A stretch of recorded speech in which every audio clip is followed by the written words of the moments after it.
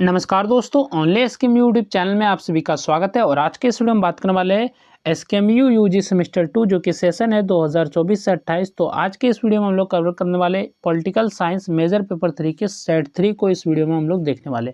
तो इसके पहले मैंने सेट 1 और सेट 2 का वीडियो डाल दिया। अगर आपने उन दो वीडियो को नहीं देखा है तो आप हमारे चैनल से जाकर देख सकते हैं, जो कि डिस्क्रिप्शन में लिंक मिलेगा, यानी कि प्लेलिस्ट का लिंक मिलेगा इसी वीडियो के डिस्क्रिप्शन में। तो वहाँ से आप सीक्वेंस में वीडियो को देख सकते हैं, या फिर चाहे तो आप चैनल से भी ढूंढ सकते हैं। तो पहला जो क्वेश्चन है, very short question group A में, व्हाट इज पोस्ट बिहेवियरिज्म, यानी कि उत्तर व्यवहारवाद क्या है। उत्तर व्यवहारवाद क्या है? तो उत्तर व्यवहारवाद राजनीतिक अध्ययन की वह धारा है जो वैज्ञानिक पद्धति के साथ सामाजिक मूल्यों और प्रासंगिकता पर बल देती है। तो ये चीज़ आपका उत्तर व्यवहारवाद। नेक्स्ट क्वेश्चन है, name one critic of end of ideology theory, विचारधारा के अंत के सिद्धांत के एक आलोचक का नाम लिखे। तो एक आलोचक का नाम लिखना है विचारधारा के अंत के सिद्धांत का। तो विचारधारा के अंत के सिद्धांत के एक प्रमुख आलोचक हर्बर्ट मार्क्यूस थे, जिन्होंने इस विचार का विरोध किया। ठीक है, तो ये आपका आंसर हो जाएगा। नेक्स्ट क्वेश्चन है, व्हाट इज सोशल सिटीजनशिप, सामाजिक नागरिकता क्या है।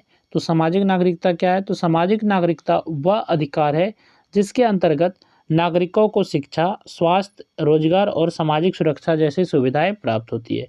नेक्स्ट क्वेश्चन है, व्हाट इज कल्चरल डाइवर्सिटी, सांस्कृतिक विविधता क्या है। तो सांस्कृतिक विविधता से तात्पर्य समाज में विभिन्न भाषाओं, धर्मों, परंपराओं और जीवन शैलियों के सह-अस्तित्व से है। तो यह आपका जो सांस्कृतिक विविधता है। नेक्स्ट क्वेश्चन है, व्हाट इज ग्लोबल जस्टिस, वैश्विक न्याय क्या है। वैश्विक न्याय वह सिद्धांत है जो विश्व स्तर पर सभी लोगों के लिए समान अधिकार, अवसर और न्याय की व्यवस्था पर बल देता है।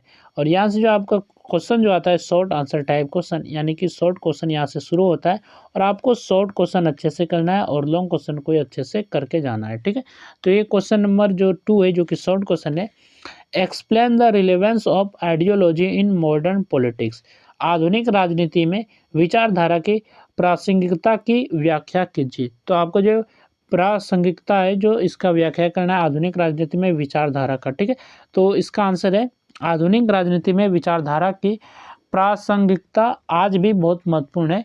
विचारधारा विचारों, मूल्यों और सिद्धांतों का ऐसा समूह है, ऐसा ग्रुप है जो राजनीतिक दलों और नेताओं को दिशा प्रदान करता है। इसके माध्यम से यह तय होता है कि समाज और राज्य किस दिशा में आगे बढ़ेंगे। सबसे पहले विचारधारा राजनीति को उद्देश्य और लक्ष्य देती है। बिना विचारधारा के राजनीति केवल सत्ता प्राप्ति का साधन बन सकती है। उदाहरण के रूप में लोकतंत्र, समाजवाद, उदारवाद और राष्ट्रवाद जैसी विचारधाराएं सरकार की नीतियों और कार्यक्रमों को प्रभावित करती है और कार्यक्रमों को प्रभावित करती है। दूसरे, विचारधारा नागरिकों को जागरूक बनाती है। लोग अपनी सोच और विश्वास के आधार पर किसी राजनीतिक दल या आंदोलन का समर्थन करते हैं। इससे राजनीतिक भागीदारी बढ़ती है और लोकतंत्र मजबूत होता है। तीसरे, विचारधारा सामाजिक समस्याओं को समझने और उनके समाधान सुझाने में सहायता करती है। गरीबी, असमानता, पर्यावरण संरक्षण और मानवाधिकार जैसे मुद्दों पर अलग अलग विचारधाराएं अलग दृष्टिकोण प्रस्तुत करती है। चौथी, वैश्वीकरण के दौर में भी विचारधारा का महत्व बना हुआ है। नई विचारधाराएं जैसी नारीवाद, पर्यावरणवाद और मानवाधिकार आंदोलन आधुनिक राजनीति को प्रभावित कर रही है। इस प्रकार आधुनिक राजनीति में विचारधारा केवल सैद्धांतिक विषय नहीं बल्कि नीति निर्माण और सामाजिक परिवर्तन का आधार है।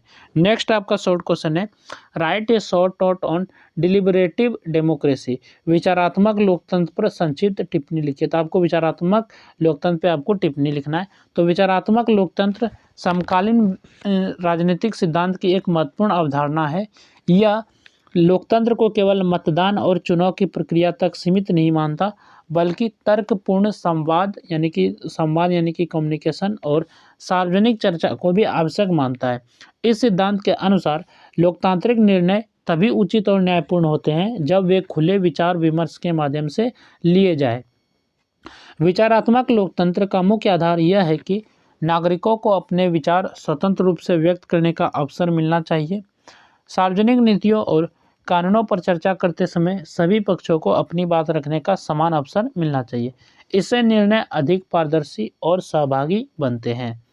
इस सिद्धांत में संवाद, सहमति और तर्क का विशेष महत्व है। केवल बहुमत के आधार पर निर्णय लेने के बजाय यह आवश्यक है कि निर्णय तर्क और समझदारी से लिए जाए। इससे अल्पसंख्यकों को आवाज़ भी सुनी जा सकती है और सामाजिक न्याय को बढ़ावा मिलता है। विचारात्मक लोकतंत्र का संबंध नागरिक शिक्षा और जागरूकता से भी है। जब नागरिक जागरूक और सक्रिय होते हैं तब वे नीति निर्माण की प्रक्रिया में प्रभावी भागीदारी कर सकते हैं। इस प्रकार विचारात्मक लोकतंत्र को अधिक सहभागी, पारदर्शी और न्यायपूर्ण बनाने का प्रयास करता है। इसके बाद यहाँ से शुरू होता है आपका ग्रुप बी, और जो कि लॉन्ग क्वेश्चन यहाँ से, और आपको जो है लॉन्ग क्वेश्चन को अच्छे से करके जाना है, अच्छे से तैयार करना है। ठीक है, तो सबसे पहले बात कर लेते हैं इस पीडीएफ को डाउनलोड करने के लिए। तो ये पीडीएफ जो आपको टेलीग्राम चैनल पे मिल जाएगा, जिसका लिंक जो है इसी वीडियो के डिस्क्रिप्शन में है। अगर आप उस लिंक पे क्लिक करेंगे तो इस पीडीएफ पे डायरेक्ट हो जाएंगे, या फिर जो आप टेलीग्राम चैनल से भी ढूंढ सकते हैं।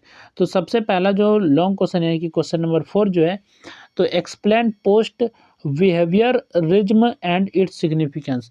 उत्तर व्यवहारवाद की व्याख्या कीजिए तथा उसके महत्व को बताइए। तो ये आपका क्वेश्चन नंबर 4 है, जो कि लॉन्ग क्वेश्चन है। हम लोग सिर्फ क्वेश्चन देख लेते हैं लॉन्ग क्वेश्चन। नेक्स्ट जो लॉन्ग क्वेश्चन है आपका question number 5, discuss the impact of the end of ideology debate on political theory. राजनीतिक सिद्धांत पर विचारधारा के अंत की बहस को प्रभाव की चर्चा कीजिए। ये आपका क्वेश्चन 5 है। नेक्स्ट आपका लॉन्ग क्वेश्चन है, examine liberal and Marxist views on citizenship. नागरिकता पर उदारवादी एवं मार्क्सवादी दृष्टिकोणों की परीक्षण कीजिए, यानी दृष्टिकोणों का परीक्षण कीजिए। ये क्वेश्चन 6 है। नेक्स्ट क्वेश्चन है question number 7, discuss multiculturalism and minority identity. बहुसंस्कृतिवाद एवं अल्पसंख्यक पहचान की चर्चा कीजिए। दोनों को आपको जो है बताना है अलग अलग से। ठीक है, तो ये क्वेश्चन नंबर 7 है। नेक्स्ट आपका क्वेश्चन है जो कि लॉन्ग क्वेश्चन है, question number 8, explain the role of technology in social and political change. सामाजिक एवं राजनीतिक परिवर्तन में प्रौद्योगिकी की भूमिका स्पष्ट कीजिए। तो प्रौद्योगिकी का आपको भूमिका बताना है सामाजिक और राजनीतिक परिवर्तन में। नेक्स्ट क्वेश्चन है question number 9, analyse green political theory as a recent trend. हरित राजनीतिक सिद्धांत को एक नवीन प्रवृत्ति के रूप में विश्लेषित कीजिए। तो ये क्वेश्चन नंबर 9 है। और यहाँ से जो आपका जो सेट 3 खत्म होता है। तो टोटल हम लोगों ने सेट 1, सेट 2, सेट 3 यानी कि टोटल 3 सेट का वीडियो बनाया, और तीनों सेट का पीडीएफ टेलीग्राम चैनल पर मैंने डाल दिया है, यानी कि वहाँ पर भेज दिया है, जो कि सोशियोलॉजी मेजर पेपर 3 था, एसकेएमयू यूजी सेमेस्टर 2 सेशन 24 से 28। तो चलिए फिर मिलते हैं नेक्स्ट वीडियो में। इस वीडियो में बस इतना है। तो आप लोग जो है तीनों वीडियो को अच्छे से देख लीजिएगा और पीडीएफ को जो है अच्छे से पढ़ लीजिएगा। तो चलिए फिर मिलते हैं नेक्स्ट वीडियो में।